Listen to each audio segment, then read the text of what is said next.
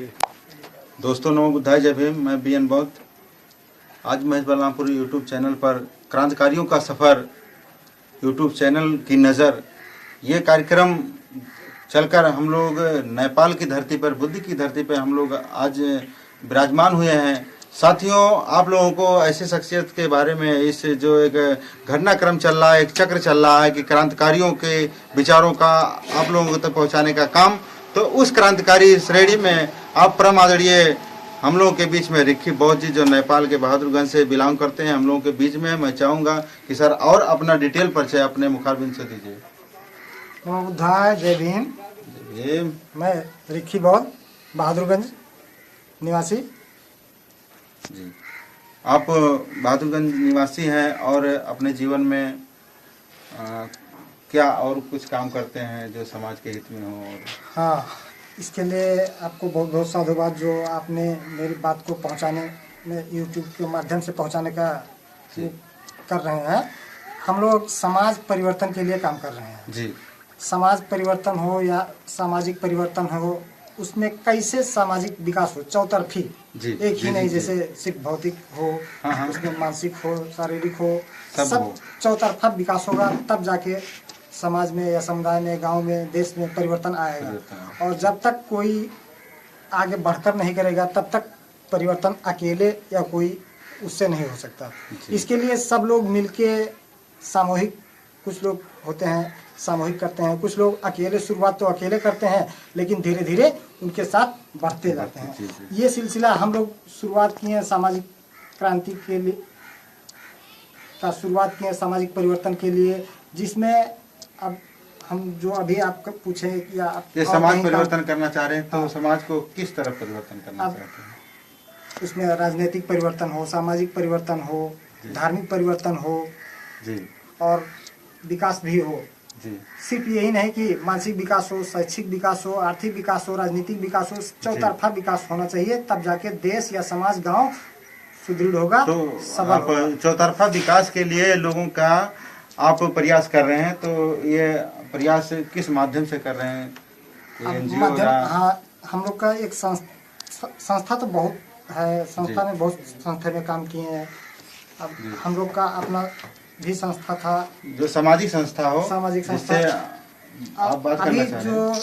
अभी जिस संस्था में हम काम कर रहे हैं, वो न्याय के क्षेत्र में काम कर रहा है, न्याय और कानून के सुरक्षा में, हाँ, सुरक्षा और कानून की व्यवस्था में काम कर रहा है, जिसमें उस संस्था का नाम है कानून अन्वेषण तथा स्रोत विकास केंद्र। उसको छोटकरी में सनद कहा जाता है। व्यक्ति का कैसे सामाजिक विकास हो, वह जो न्याय से वंचित है उसको न्याय कैसे दिलाया जाए, उस माध्यम से, संस्था के माध्यम से भी हो रहा है। और हम लोग हटके भी उस संस्था के माध्यम तो हो गया, जो समाज का, गांव, पीछे पिछड़ा वर्ग, दलित, महिला, मुस्लिम और अल्पसंख्यक लगाए जितने भी कास्ट के लोग हैं, या महिला के क्षेत्र में बहुत ज़्यादा वो काम कर रहा है। और न्याय की खोज में, न्याय एक संस्था जो काम कर रहे हैं, उसमें न्याय का बात हो रहा है। तो माना जा रहा है कि समाज जो एक ब्राह्मणवादी व्यवस्था में डूबा है और मनवादी व्यवस्था में डूबा है, तो उसे मानवतावादी बनाना है और उसे समानता का अधिकार दिलाना है। तो इसके लिए क्या कर रहे हैं, क्या प्रयास है? इसके लिए तो हम लोग अलग से भी काम कर रहे हैं। ये अभी अभी आप लोग सुने होंगे, इंडिया में जैसे एग्जाम्पल के लिए भीम आर्मी चल रहा है। हम लोग यहाँ नेपाल में अभी अपने कपिलवस्तु में बहुजन जागरण परिषद करके चला रहे हैं। उस माध्यम से हम लोग महीने में 2 बार, 15 दिन में 1 बार बैठक करते हैं गांव में, अपने समाज के लोग को, अपने समुदाय के लोगों को और पिछड़ा वर्ग को, सबको मिला के हम लोग चलते हैं। जैसे उसमें क्या होता है कि पाखंड को तोड़ते हैं, पाखंड, आडंबर, ये सब जो ब्राह्मणी व्यवस्था था, उसको कैसे हम लोग कमजोर करें या कैसे उसको खत्म किया जाए। जब तक वो खत्म नहीं होगा, समाज पूर्ण रूप से विकसित नहीं होगा या समाज का विकास रुक जाएगा। जैसे माना जा रहा है कि किसी को बच्चा नहीं हो रहा है ढोंग पाखंड में, तो बच्चा नहीं हो रहा है तो किसी बाबा के पास बाबा के जाएंगे, पास जाते तो हैं। वो क्या करता है, बाबा क्या करता है कि अरे, बच्चा हो जाता है? बाबा तो क्या बताएं, बाबा के पास जाएंगे तब तो पता चलेगा। लेकिन बाबा तो जैसे सुना जा रहा है कि बाबा लोग क्या करते हैं, ये दुआ देते हैं, वो भभूत देते हैं, यहाँ बुलाते हैं, वहाँ बुलाते हैं, रात में बुलाते हैं, 12 बजे बुलाते हैं, कभी उनके पास 12 बजे मतलब हाँ, वो 12 बजे अच्छा रात वो हो, चाहे नहीं 12 12 बजे बजे हो। बुलाते हैं, चाहे जब टाइम देते हैं, हाँ। बीफे बुलाते हैं, चाहे सोमवार, लेकिन वो मतलब इतना मतलब वो खोज किए उनको न्याय दिला पाए कि वो क्या चीज देते हैं कि उन्हें ये ऐसा हो जाता वो है। सब तो कुछ नहीं दे पाते हैं। ढोंग पाखंड में सिर्फ घुमा के रखते हैं, घुमा के रखते हमारे हैं। जब समय होगा तो बच्चा अपने से होगा। तमाम जितने भी हैं MBBS डॉक्टर हैं, तमाम BOMS हैं, BAMS हैं और लेडीज डॉक्टर हैं, जेंट्स डॉक्टर हैं, तमाम डॉक्टर हैं, और वो फेल हो जाते हैं और ये लोग दे देते हैं। उसी अंधविश्वास को कैसे खत्म करते हो आप लोग? हाँ, उस अंधविश्वास को हम लोग गांव-गांव में जाके ये उनका करेक्टर, जैसे बहुत से ढोंगी पाखंडी बाबुओं का लिस्ट देखे ही होंगे, हाँ। पत्र पत्रिका में आता है हाँ। और छपता भी रहता है। ये बाबा ने इतने लोगों का बलात्कार किया, ये बाबा ने इतने लोगों का अपहरण किया, हाँ। ये बाबा ने इतने लोगों का ढोंग पाखंड में फंसाए रखा और विकास नहीं होने दिया। और सब लोग जाते हैं, चढ़ाते हैं, पैसा चढ़ाते हैं, बाबा का ढोकते हैं, प्रणाम करते हैं और उनसे आशीर्वाद लेते हैं, जिसका कोई भला नहीं होता जब तक वो लोग विज्ञान पर आधारित नहीं होते हैं या डॉक्टर के पास नहीं जाते हैं, अपना चेकअप नहीं पूर्ण रूप से करवाते हैं, तब तक उनका कुछ नहीं। तो विज्ञान पे आधारित कोई ऐसा धर्म बताए कि जो जिसमें लोग जाएं और विज्ञान पे आधारित धर्म? हाँ, विज्ञान पे आधारित एक धर्म है, वो सिर्फ और सिर्फ बौद्ध धर्म है। बौद्ध धर्म है जी। जिसका प्रचारक कहा जाए या संस्थापक कहा जाए, तथागत गौतम बुद्ध शुरुआत किए थे। और वो हमारे ही धरती से, हमारे ही भूमि से, हमारे ही कपिलवस्तु के राजधानी से बिलोंग करते हैं और तो वहीं से वो शुरुआत किए, जिनका जन्म आपके यहीं लुम्बिनी में, हम लोग के 50 किलोमीटर। तो आप भगवान बुद्ध तथागत गौतम बुद्ध को जानते हैं? हाँ। तो मानते भी हैं? मानते भी हैं। पहले तो नहीं मानते थे। ये सब क्या है, जैसे और सब लोग जाते हैं, आज भी बहुत से लोग जाते हैं, बहुत से धर्म के लोग जाते हैं वहाँ बुद्ध के लुम्बिनी जाते हैं, दर्शन करने जाते हैं, लेकिन पता नहीं क्या करते हैं, बस घूम के आए और शाम को आए घर पे, लौट के ठीक हो गया। लेकिन हम लोग पहले जैसे थे उस समय आज नहीं है। गौतम बुद्ध क्या चाहते थे, क्या बात आपको अच्छा लगा कि उनको मानने लगे? शांति चाहते थे, समता चाहते थे, सबको न्याय दिलवाना चाहते थे, सब लोग एक समान हो, कोई किसी का नीचा ना दिखाए, कोई किसी का बेइज्जत ना करे, कोई किसी को गाली ना दे, या समता मूलक समाज का निर्माण करना चाहते थे। तो ये बात आपको अच्छा लगा कि ये बात गौतम बुद्ध जी समता मूलक समाज का स्थापना करना चाह रहे हैं, तो इसलिए आप उसमें शामिल हुए बौद्ध में और उसको प्रचार प्रसार कर रहे हैं। हाँ, जब से हम लोग जाने हैं ये बहुजन जागरण परिषद के द्वारा, या उसके बावजूद उनसे वहाँ तो बहुत पहले से भी जाते थे, लेकिन अब हम अपने बारे में बताएं तो सबसे पहले हम लोग को बाबूराम जी मिले। क्या?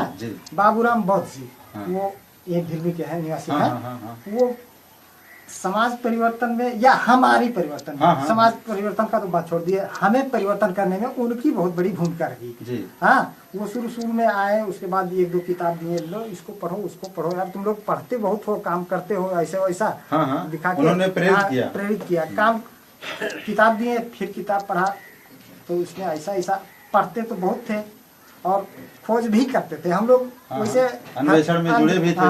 अंधविश्वास से नहीं करते थे ये बाबाओं का या बाबा का ढोंगी पाखंडी सोखा ओझा, इस सब को हम नहीं मानते थे, लेकिन फिर भी सही रास्ता नहीं था। हाँ, सही रास्ता नहीं था।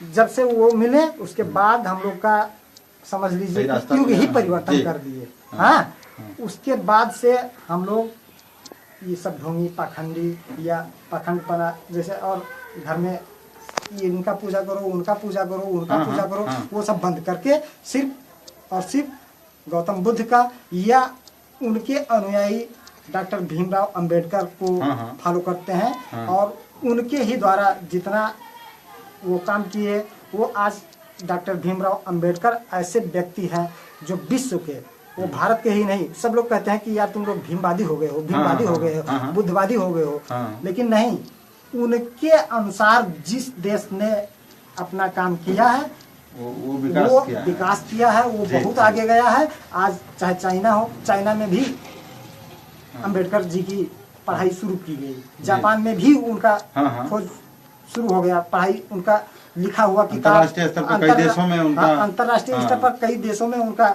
जहाँ बौद्ध राष्ट्र है जो देश, वो बाबा साहब को मानता है। और हम लोग ही नहीं, हम लोग चाहते हैं कि उसमें पिछड़ा, दलित, मुस्लिम सब लोग, ये नहीं कि कोई छोटा कोई बड़ा, उनका तो विचार ही था कि सबका समता मूलक समाज हो, सबका विकास हो, सब अच्छे से जाएं।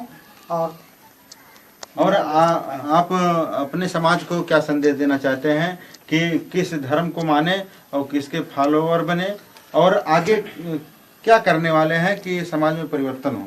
हम लोग तो चाहते हैं कि बौद्ध धर्म को माने, बाबा साहब को माने, उनकी कही हुई बातों को माने। उन्होंने कहा है, गौतम बुद्ध जी ने भी कहा है कि हमें मत मानो, हम जो कहे हैं उसको पहले देखो, जानो, परखो, उसके बाद में आप उसको मानो। जी, आपके फायदे की बात हो तो मानिए, और नहीं तो मत मानिए। कोई जरूरी नहीं है कि मैं जो कह रहा हूँ एकदम सही हो। आपको अच्छा लगे पहले जांच लो, परख लो, उस पर विचार करो, तब जब आपको ठीक लगे।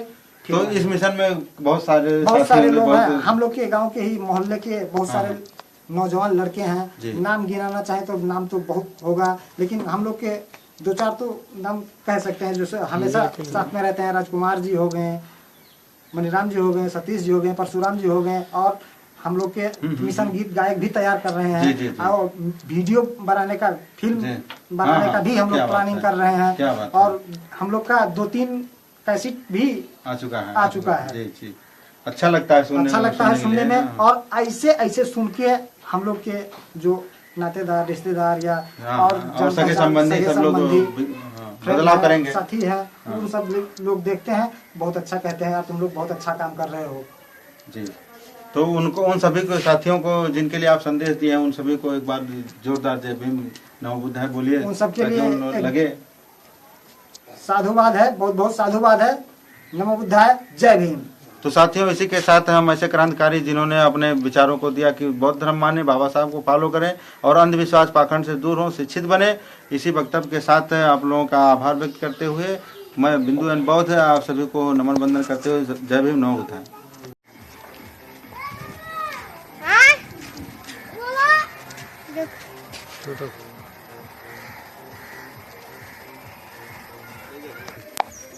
बहुत बहुत साधुवाद आप सभी क्रांतिकारी साथियों को, नमो बुद्धाय, जय भीम।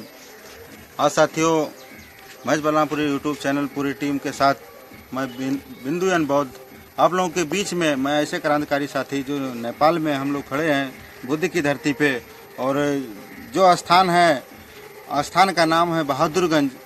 और साथियों, सबसे बड़ी बात है कि हम लोग जिस स्थान पे खड़े हैं वहाँ आप ऐसे क्रांतिकारी साथी से मिलना चाहेंगे कि जिन्होंने अपने राजनीतिक करियर और व्यवसायिक जीवन से कुछ अमूल समय निकालकर अपने क्रांतिकारी साथियों और अपने बच्चों, अपने भाइयों, अपने समाज के लोगों को जगाने का काम कर रहे हैं। जो आप बहुजन शक्ति पार्टी बसपा नेपाल से आप केंद्रीय सदस्य के रूप में जाने जाते हैं, तो मैं चाहूँगा कि आप अपना परिचय स्वयं दें। परमादरणीय डीएसपी। जय भीम नमो बुद्धाय। हमारा नाम गौरी शंकर बौद्ध। हम नेपाल में इस धरती पे जन्म लिए, इसके लिए तथागत गौतम बुद्ध के चरणों में सादर प्रणाम। हम ज़्यादा कुछ तो कहना नहीं चाहेंगे, लेकिन अब आप लोग आए हैं तो कहना पड़ेगा। हम नेपाल में एक पार्टी हमारा है जिसका नाम है बहुजन शक्ति पार्टी। बहुजन शक्ति पार्टी के हम केंद्रीय सदस्य भी हैं जी। 2 बार हम सांसद में चुनाव भी लड़ चुके हैं जी जी। हम ये चाहते हैं अपने जीवन में कि सब लोग राजनीति से ही और शिक्षा से जी आगे बढ़ना चाहते हैं जी जी। और जिस समाज में शिक्षा नहीं है, जिस समाज में राजनीति नहीं है, वो समाज अपांग होती है जी जी। तो हमारा कहने का मतलब है, हमारा सोच जो है कि कुछ हमारे साथी लोग हैं कि वो शिक्षा में ध्यान देते हैं और हम लोग ज़्यादा शिक्षा में ध्यान न दे के कुछ लोग साथी लोगों से बात किया गया तो कहने लगे कि नहीं कुछ लोगों को राजनीति भी करना चाहिए। जी जी। तो राजनीति हम आज लगभग 11-12 साल हो गया तो राजनीति में आए हैं। 2 बार हम चुनाव भी लड़ चुके हैं। अब चुनाव लड़ने में लगभग वही थोड़े मोड़े वोट से हारे हैं हम, लगभग 37-38 वोट से हार गए हम। लेकिन बाबा साहेब भीमराव अंबेडकर के अपना अनुयायी मान के उनके रास्ते पे चल रहे हैं।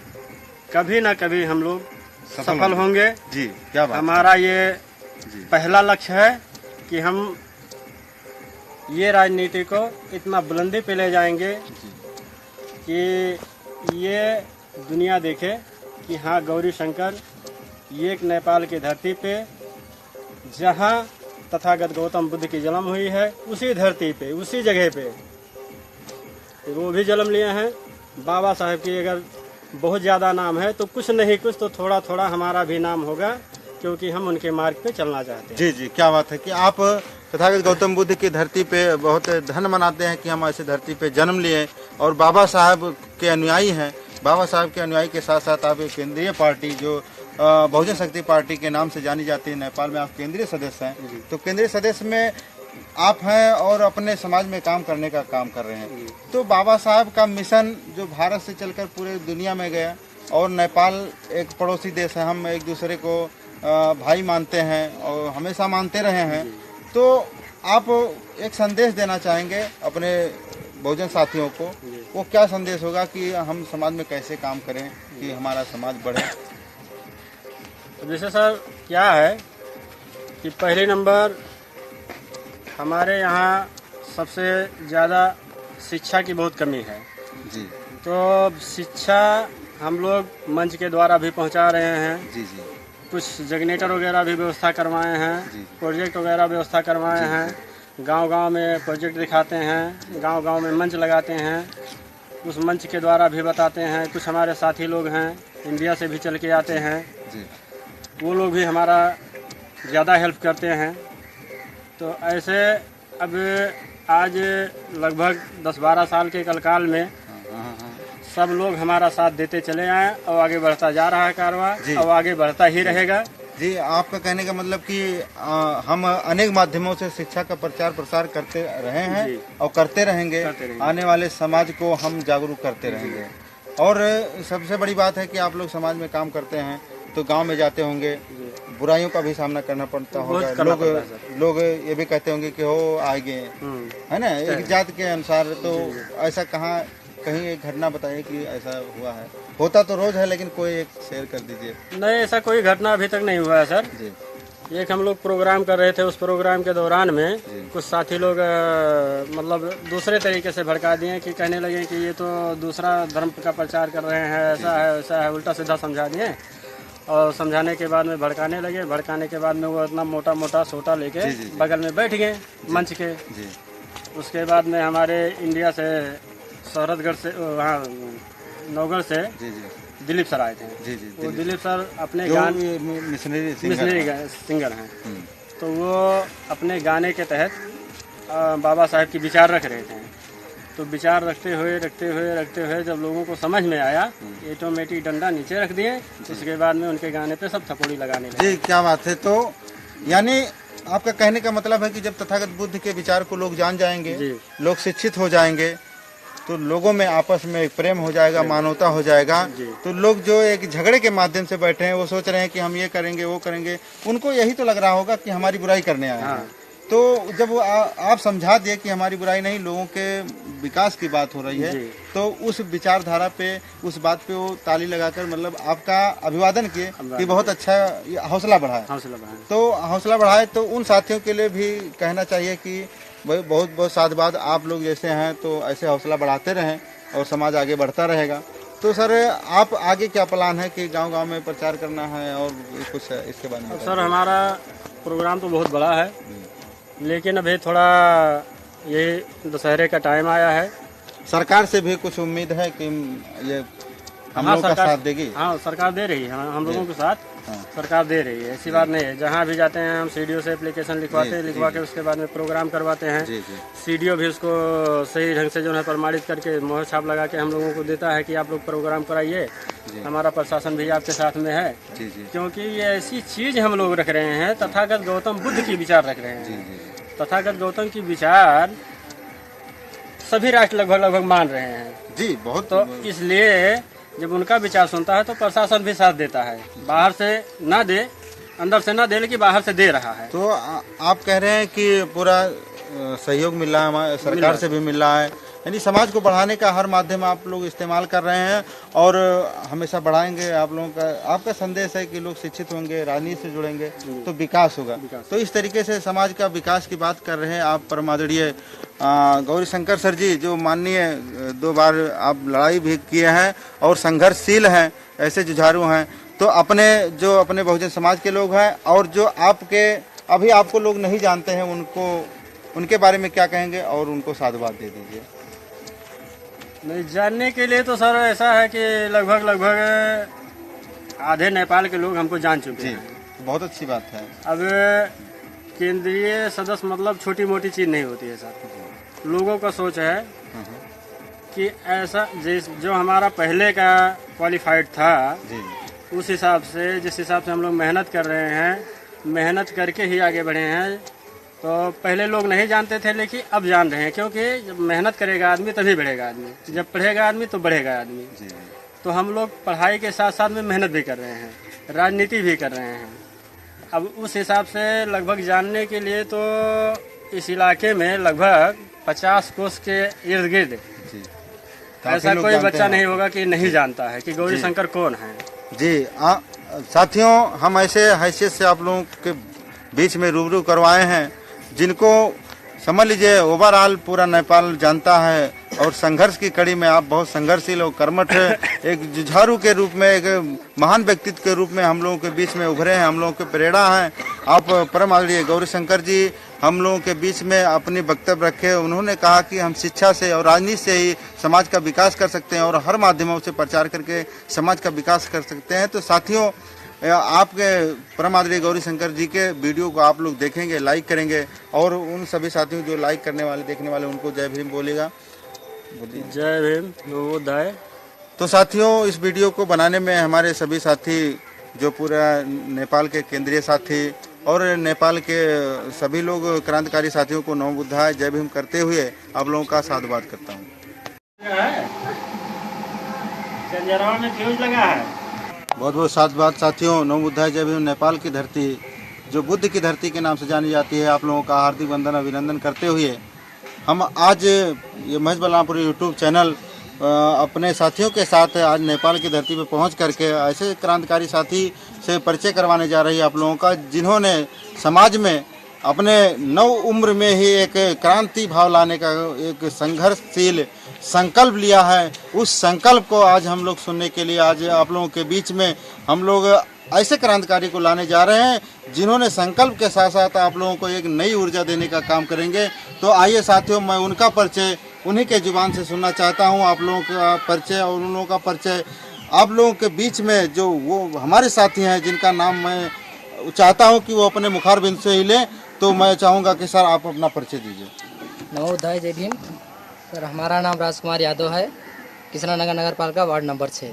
जी, आपने ये जो समाज में काम करने का जो संकल्प लिया, तो ये आपको प्रेरणा या ये सोच कहाँ से उत्पन्न हुई कि मतलब इस उम्र में, जिस उम्र में लोग अपने माँ बाप से पैसा लेकर के या कमाते हो तो कमा करके घूमने का, टहलने का, दुनिया का आनंद लेने का काम कर रहे हो, इस उम्र में ये सीख आपको कहाँ से मिली? सर जी, हमारे गांव में एक हमारे बहुत क्लोज दोस्त थे, बाबूराम जिनका नाम है।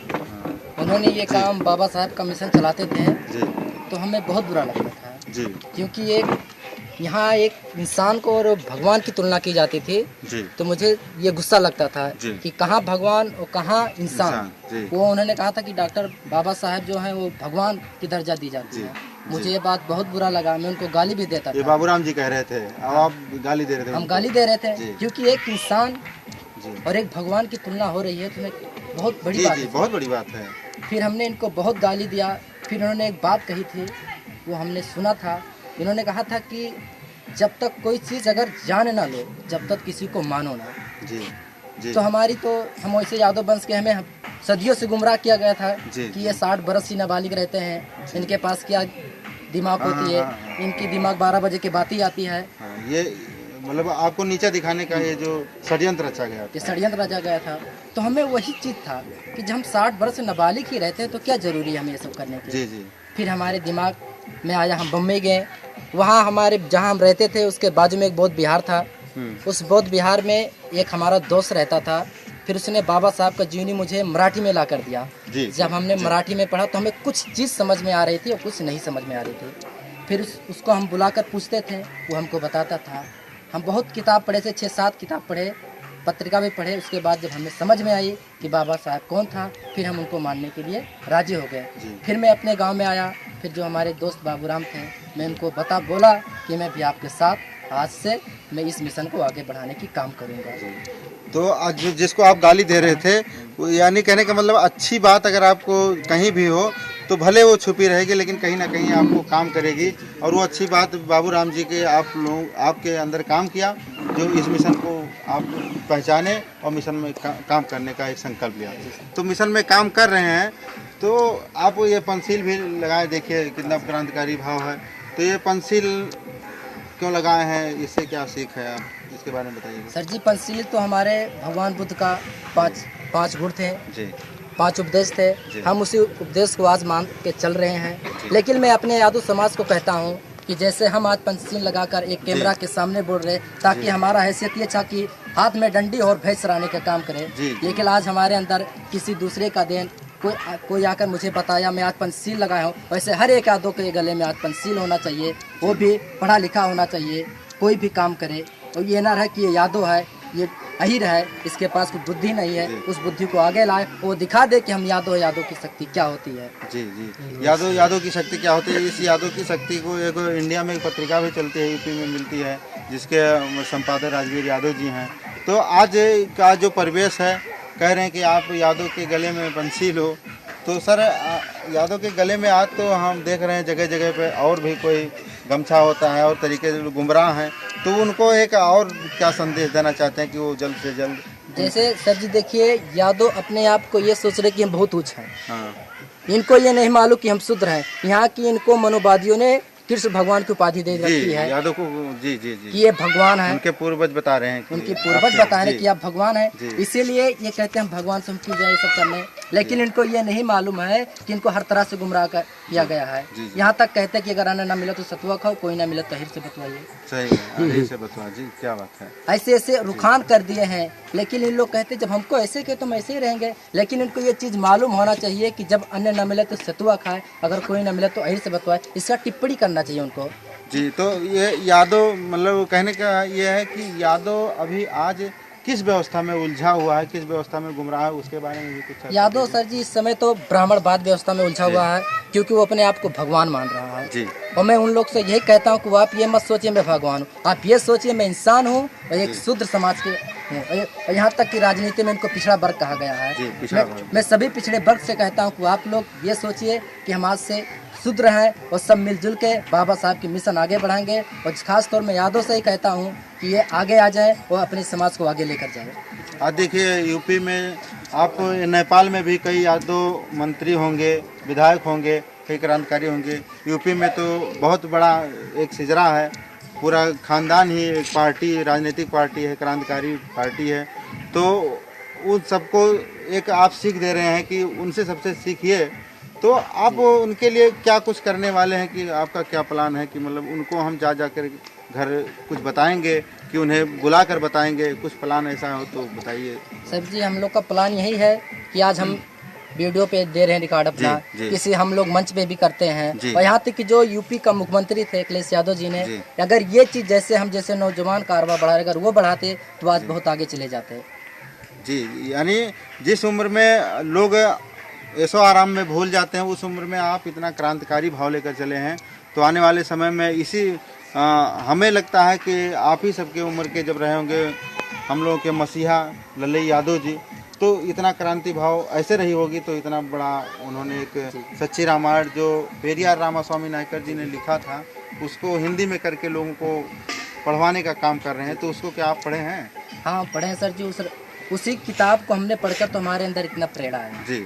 और हम पहले यादव भाई से कहेंगे जो आप अपने बच्चों को ये कह रहे हैं कि आप पढ़ाई छोड़ दीजिए, भैंस चराइए, मैं कहूँगा भैंस मत चरवाए, उनको पढ़ाइए। जब तक आपका लड़का शिक्षित नहीं होगा जब तक कुछ नहीं कर पाएगा। वो अपना अस्तित्व भूल चुका है। यहाँ की यादों की अगर इतिहास देखा जाए तो बहुत भारी चीज़ है, लेकिन उस इतिहास को पढ़ना नहीं चाहते हैं। बस किसी दूसरे के इतिहास को पढ़ के आज अपने आप को भगवान ठान रहे हैं। अरे वो भगवान नहीं है। इसीलिए कोई कहता है कि हिजड़ों की तो गिनती है लेकिन पिछड़ों को नहीं है। हम पिछड़ों से कह रहे हैं कि आप अपना गिनती करवाए, आप पढ़िए, हर एक जगह अपना शासन जमाइए, और जब तक आप पढ़ेंगे नहीं जब तक आप कुछ नहीं कर पाएंगे। पिछड़ों की संख्या ज़्यादा है, यहाँ तक कि पूरे दुनिया में अगर देखा जाए तो या तो बड़े लोग हैं या तो सबसे नीचे लोग हैं, और बीच के लोग अक्सर पिछड़े ही माने जाते हैं कि ना तो वो आगे हैं ना तो पीछे हैं। तो उनको आगे लाने के लिए जो एक मिशन चल रहा है, एक मूवमेंट चल रहा है, किताब के माध्यम से, गीत के माध्यम से, बहुत से गायक हैं, यादव गायक हैं जो जिसका आप विरोध कर रहे हैं, उसी चीज़ों को गाकर प्रचार कर रहे हैं। तो इससे समाज में कैसे बदलाव होगा? सर जी बदलाव करने के लिए सबसे पहले हमारे हिसाब से ये है कि अपने बच्चों को पढ़ाएं। जी, बच्चों को पढ़ाएं। जब तक बच्चा पढ़ेगा नहीं जब तक कुछ बदलाव होगी नहीं जी। अगर हमारा समाज गाना गा रहा है, बिरहा गा रहा है, या बाबा साहब की पूरी जीवनी गा रहा है, जैसे महान गायक हो गए काशीनाथ यादव हो गए, ऐसे बहुत परशुराम यादव हो गए, ऐसे बहुत से सिंगर आज हमारे समाज में यादव को ही बढ़ाने के लिए गा रहे हैं। अगर एक कोई दूसरा कास्ट जैसे चमार कास्ट गाना गा रहा, हमारी समाज बोलती है चमार है, लेकिन अपने को ये नहीं देखता कि हम क्या है। वो बोलता हम भगवान ने एक यादव भी शूद्र है और उसको भी ये मान लेना चाहिए कि हम शूद्र हैं। और एक सबको बाबा साहेब और भगवान बुद्ध की ये जो मिशन चल रहा है इसको बहुत धूम, यहाँ तक कि तन मन धन से भी लगाकर इसको करना चाहिए। जी, जैसे आपने कहा कि आपके दोस्त बाबूराम जी हैं, उन्होंने बताया आप में इतनी क्रांति आई, तो आपके कई भी दोस्त होंगे, बहुत दोस्त होंगे आपके, तो उन लोगों को ये विश्वास हो गया आपके माध्यम से कि उन लोगों को आप बताओगे तो बहुत क्रांति आएगी और बहुत इस तरीके से मीटिंग करोगे, जा के उनको बताओगे।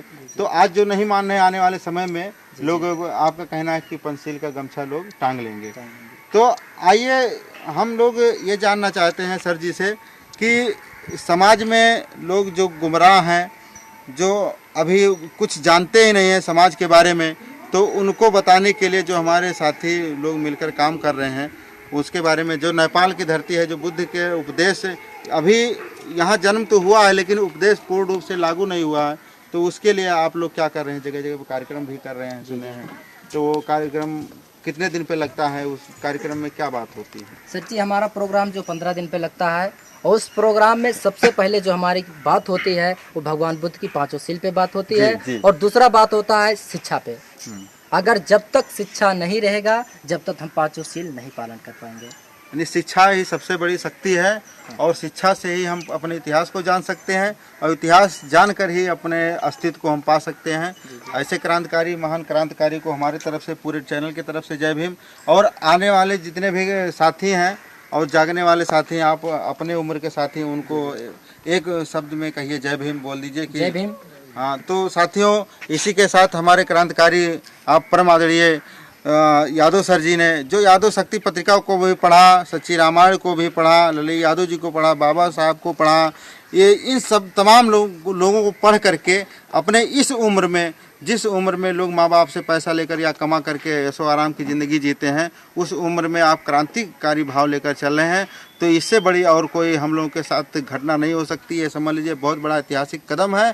तो साथियों इस वीडियो को आप देखिए, और हमारे सर जी का जो इन्होंने वक्तव्य दिया है उनके विचारों को आप सुने, और विचारों को सुन करके समाज में लाभ पहुंचाएं, अपने घर परिवार में लाभ पहुंचाएं, और वीडियो को शेयर करें, कमेंट करें, लाइक करें, सब्सक्राइब करें, और पहले देखना चाहते हैं तो वीडियो को बेल आइकन दबाना ना भूलें। बहुत बहुत साधुवाद। नमो बुद्धाय, जय भीम।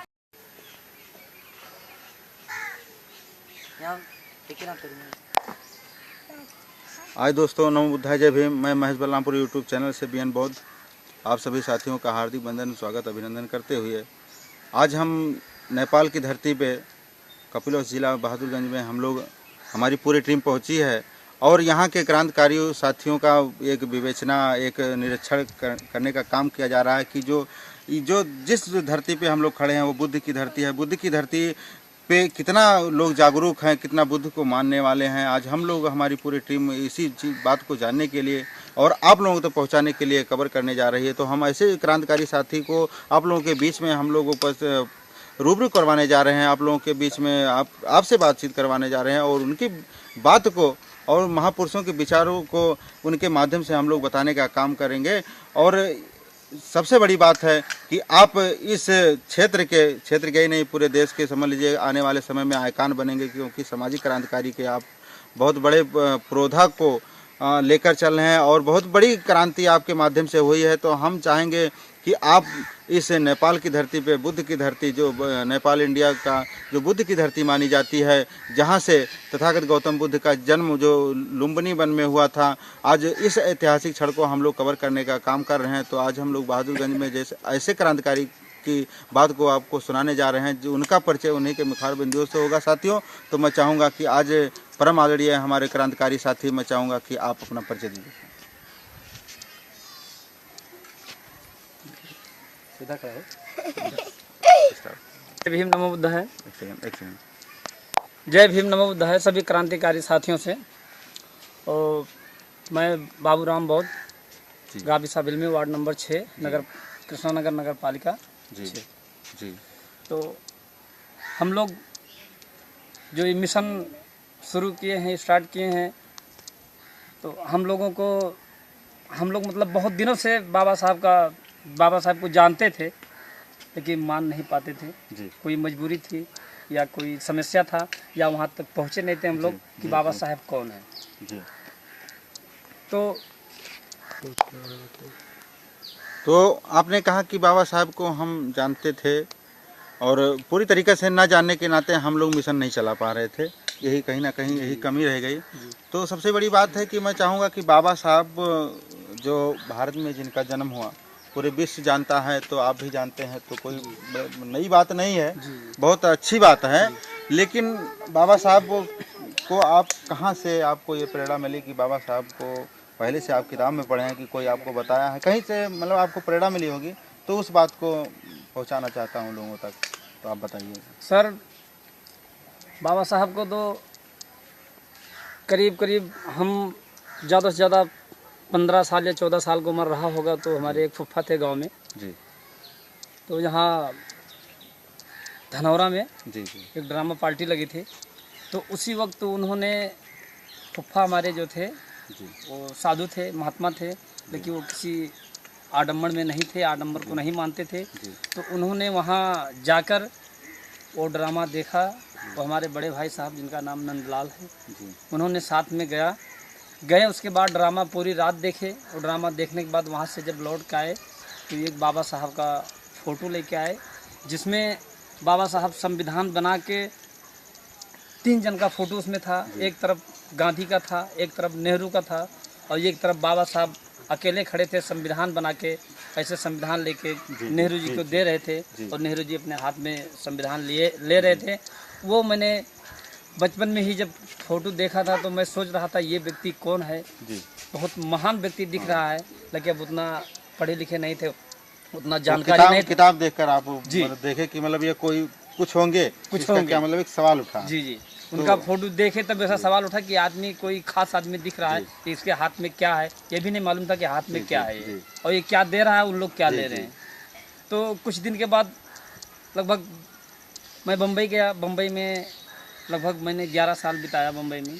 लेकिन वहाँ जब बिताया तो धीरे धीरे मैं देखा कि यहाँ ये जो है अम्बेडकर लोग कह रहे थे। तो वहाँ 14 अप्रैल जब आता था तो लोग बहुत धूमधाम से बाबा साहब का जन्मदिन मनाते थे। एक इलाका था जहाँ लोग भंगीवाड़ा कहते हैं। हाँ। मैं जुगेश्वरी में रामगढ़ इलाके में रहता था, और वहीं बगल में एक भंगीवाड़ा था। जो इलाका तो इतना खूबसूरत था, वो बस्ती इतना साफ़ सुथरा था, इतना बेहतरीन था, लेकिन उस बस्ती का नाम था भंगीवाड़ा। उस बस्ती में, जिस बस्ती में मैं रहता था, उसका नाम था रामगढ़। वो इतना गंदा, इतना मतलब वो था कि मतलब बाथरूम में आप बैठ नहीं पाते, लेकिन जिस जगह का नाम भंगीवाड़ा था आप रोड पे बैठ के चाली में बैठ के खाना खा लेते। वहाँ बाबा साहब को लोग मानने वाले थे, भगवान बुद्ध को मानने वाले थे। मैं कभी कभी उस रास्ते जब जाता था, मैं जब मुझे मालूम हुआ बाबा साहब के बारे में, तो उस रास्ते से मैं निकलता था कभी भी, तो मैं कभी इस घर में देखता था तो बाबा साहब की फ़ोटो लगी, कभी उस घर में देखता था तो बाबा साहब की फ़ोटो लगी थी। तो आपको प्रेरणा वहाँ के जो एक बौद्ध ड्रामा जो देखें वहाँ से प्रेरणा मिला, और आप जोगेश्वरी जब गए तो आपने तुलना किया कि जहाँ साफ़ सुथरा है वहाँ भंगीवाड़ा कहा जाता है, जहाँ रामगढ़ है लोग मानते हैं वहाँ ये आप रोड पे गंदा चल नहीं है। सकते, बताइए। चाली में चल नहीं सकते तो आप। आपको ये प्रेरणा मिला कि ड्रामा देख करके प्रेरणा मिला कि बाबा साहब से, और वहाँ जा करके? नहीं जी, हम ड्रामा नहीं देखे। उस ड्रामा से जो फुफ्फा हमारे आए वो फोटो लेके आए। अच्छा, मैंने अच्छा। वो फोटो देखा। फोटो देखे तो वो जो हमारे फुफ्फा थे, करीब करीब आज 35 साल हो गया होगा, हमारे घर में पंडित एंट्री नहीं किया है। उनके माध्यम से जो ये पतरण पाठ कहा जाता है आज बौद्ध धर्म में, परित्राण तो पाठ, पतरण पाठ कहा जाता है, उस समय में उन्होंने कथा का ही माध्यम दिया था। तो वो जो है कबीर पंथ से कथा सुनाया करते थे हमारे घर में, जब कोई खास कार्यक्रम होता था तो उन्हीं से कथा भी, जो कथा कहा जाए, कथा भी सुनते थे, उन्हीं से शादी ब्याह करवाते थे, उन्हीं से जो भी काम पड़ता था वो करते थे। उसके जी, यानी आपका कहने का मतलब है कि जो बाबा साहब के बारे में जानने का जो प्रेरणा मिला आपके फुफ्फा जी से मिला जी, और उसके बाद जाके मुंबई में भी कुछ आपको मतलब ज्ञान अर्जन करने का जो एक सीख मिला, तो आपको ये प्रेरणा हो गई। और उसके बाद आप जैसे बाबा साहब इंडिया से बिलोंग करते हैं, आप नेपाल से बिलोंग करते हैं, तो इंडिया में आपने क्या देखा, यहाँ की स्थिति क्या देखी लोगों की? यहाँ भी अपने समाज के लोग रहे होंगे, और नेपाल में क्या देखे, तो दोनों में मतलब क्या आप सीखे दोनों में कि बाबा साहब की ज़रूरत कहाँ पड़ी? सर नेपाल में या इंडिया में जो हमने देखा कि जो स्थिति आज नेपाल में है, जी, यहाँ के जो जिसे दलित कहा जाता है, जी, अछूत कहा जी, जाता है, जी, जो हाल इंडिया में था उससे कहीं ज़्यादा हाल नेपाल में है। जी, तो बाबा साहब का संविधान जो बना इंडिया में, उसके तहत तो उन लोगों को हक अधिकार मिला, उससे जो है वो जो पिछड़ा जीवन था उससे उन लोग को कुछ राहत मिली। तो वहाँ की व्यवस्था क्या, किस व्यवस्था में उससे पहले जकड़े थे कि बाबा साहब ने उस चीज़ को राहत दिया? क्या व्यवस्था थी? व्यवस्था सर वो मनुवादी व्यवस्था थी पहले वहाँ, जी, जिससे इंसान को इंसान नहीं समझा जाता था। हमारे पिछड़े समाज को, पिछड़े जाति के लोगों को इंसान ही समझा नहीं जाता, जानवर से तुलना किया जाता था। जी, जी, जिस तालाब में कुत्ता, बिल्ली, सुअर, गाय, भैंस पानी पीते थे, उस तालाब में हमारे समाज के लोगों को जो है जी पानी पीने का अधिकार। तो वहाँ की व्यवस्था मनवाद व्यवस्था थी, और नेपाल की व्यवस्था भी वैसे ही है, सेम है सर, सेम। तो वहाँ के मनवाद व्यवस्था से तो बाबा साहब ने छुटकारा दे दिया, जी। और यहाँ का क्या प्रयास है, क्या क्या काम कर रहे हैं, कैसे? तो सर जैसे वहाँ का बाबा साहब ने वहाँ का छुटकारा दिया, लेकिन बाबा साहब का ही देन है, क्योंकि जो हमारी ये संपर्क मुल्क है, पड़ोसी मुल्क है इंडिया, ये नेपाल बॉर्डर पे है, तो जो भी वहाँ काम होता है उसका लहर यहाँ आता है जी, उसका लहर आता है। उन्हीं का आज देन है कि आज भी हम लोग जो भी हैं, बाबा साहब के बहुत बड़ी वो जाती है कि बाबा साहब का ही देन है। आज हम लोग के अंदर भी जो छुआछूत, जातीय भेद या ख़त्म हो चुकी है आज, तो बाबा साहब का बहुत बड़ा बाबा साहब का प्रभाव पड़ा, और आप बाबा साहब से प्रेरणा लिए, बाबा साहब और इंडिया से प्रेरणा लिए कि बाबा साहब ने ये काम किया, तो बाबा साहब को आप मानने लगे, और बाबा साहब ने मनवाद से छुटकारा दिया इंडिया के लोगों को, जो दबे कुचले लोग थे, मनवाद में फंसे थे। तो यहाँ भी बाबा साहब के विधान को भी लागू करने के प्रयास है क्या? सर अब प्रयास तो 100% है कि यहाँ भी अगर बाबा साहब का विधान लागू किया जाए तो यहाँ इंसानियत का दर्जा सभी को मिलेगा। जी, जो भी किसी भी जात से वो बिलोंग करते हैं उससे मतलब नहीं है, चाहे वो मतलब ऊंची कास्ट से हो या नीची कास्ट से, या आदिवासी हो या जंगली हो, जो भी रहने वाला है, अगर बाबा साहब का यहाँ विधान लागू किया जाए, बाबा साहब का विचार लागू किया जाए, तो मेरा ऐसा मानना है कि इंसान का दर्जा सभी को मिलेगा। तो बाबा साहब ने जो किया है वो चीज़ अगर आप कह रहे हैं कि नेपाल में भी लागू हो जाए, संविधान नेपाल में लागू हो जाए, तो इंसानों को इंसानियत का दर्जा दिया जाएगा। तो बाबा साहब ने बौद्ध धर्म ग्रहण किया और बौद्ध धर्म का उपदेश देने का काम किए, तो आप यहाँ माना जा रहा है कि तथागत गौतम बुद्ध का जन्म जब लुम्बिनी में हुआ तो आप लोग लुम्बिनी से कितनी दूरी हैं और जान पाए कि नहीं जान पाए उसके बारे में बताइए। सर अब इससे पहले तो हम लोग जहाँ जी रहे थे वहाँ जान लीजिए कि हमारा जो रहन सहन था जानवर जैसा ही था।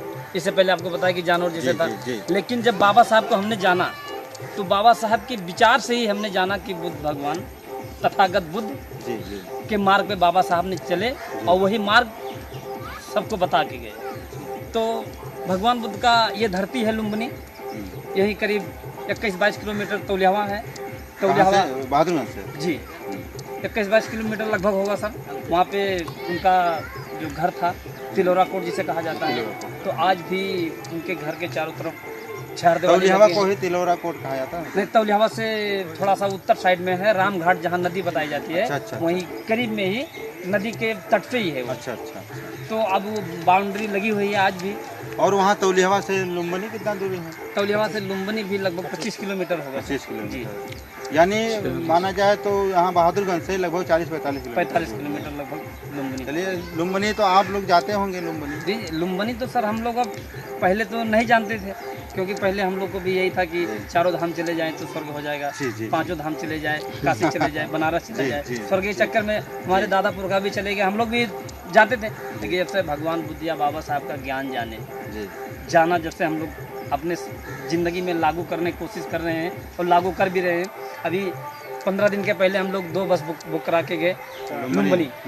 लेकिन जिस दिन हम लोग बस बुक करा के गए काफ़ी लोग हम लोग से रूठ गए, क्योंकि उसमें आए नहीं लोग। 4 गाड़ी बुक कराए फिर भी कम पड़ गई। चलिए, उसमें आए नहीं मतलब कि साधन कम पड़ इतना गया। ज़्यादा लोग हो गए थे जी, कि जी, उसमें बैठने का स्थान नहीं जी, रहा। जी, जी। अब आए नहीं से मतलब कुछ और हो जाएगा। नहीं। तो कहने का मतलब आपका कि यहाँ लुम्बिनी में हम लोग जाते हैं और तथागत बुद्ध के बारे में बाबा साहब के माध्यम से पूरी दुनिया में पूर्ण रूप से जानकारी हुई। वैसे उससे पहले तो तमाम लोगों ने बौद्ध धर्म ग्रहण करके बुद्ध को माने, चाहे ज्योतिबा फूले हो, संत गाडगे हो और तमाम महापुरुष जितने भी बहुजन महापुरुष हैं, लोगों ने माना तथागत बुद्ध। और 2500 वर्ष से तथागत बुद्ध की ही बात चली आती है। तो हम चाहेंगे कि आप क्या इससे पहले क्या कार्यक्रम करने जा रहे हैं अपने मिशन को चलाने के लिए, बाबा साहब तथा गौतम बुद्ध के विचारों को फैलाने के लिए आपका क्या प्लान है आगे? सर बाबा साहब का मिशन जो चलाने का काम है, हम लोग यहाँ जितने भी हम लोग नेपाल के साथी हैं एक संगठन में हैं, और अभी तो 15 दिन पे हमारा एक कार्यक्रम चल रहा है। हर 15 दिन में एक गांव में कार्यक्रम लगता है।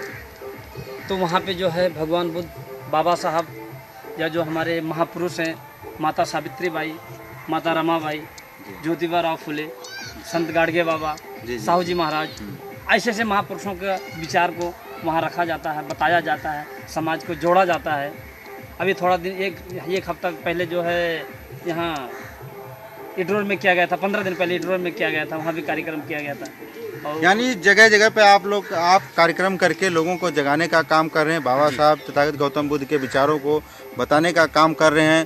तो इसके साथ हम चाहेंगे आपसे छोटा क्वेश्चन और करेंगे कि आपके साथ कितने लोग हैं, नाम लेना चाहें तो बता सकते हैं कि कौन कौन सहयोगी हैं इस मिशन में?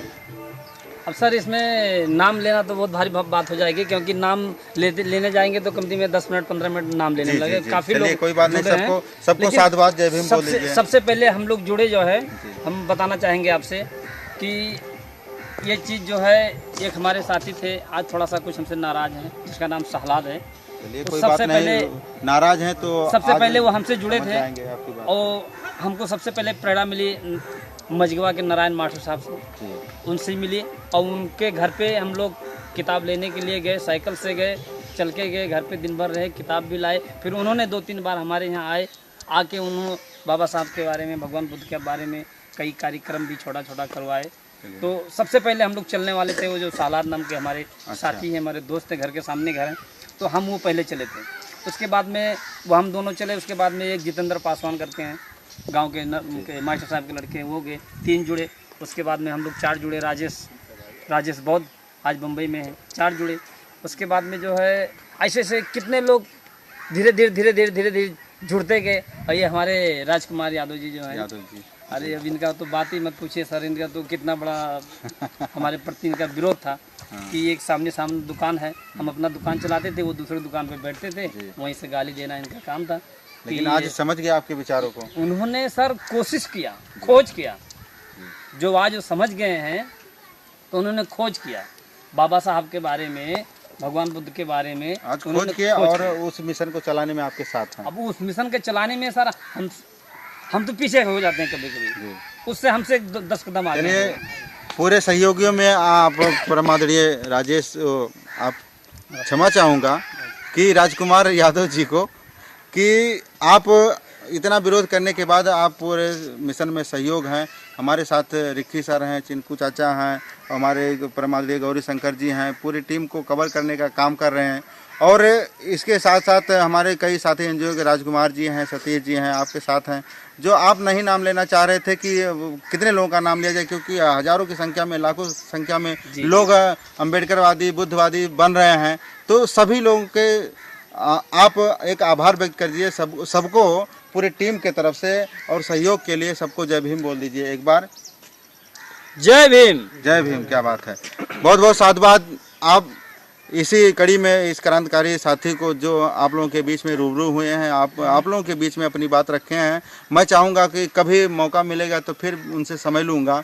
और आप लोग इस वीडियो को देखें, शेयर करें, लाइक करें, सब्सक्राइब करें, बेल आइकन दबाना ना भूलें। बहुत बहुत साधुवाद। नमो बुद्धाय। जय भीम।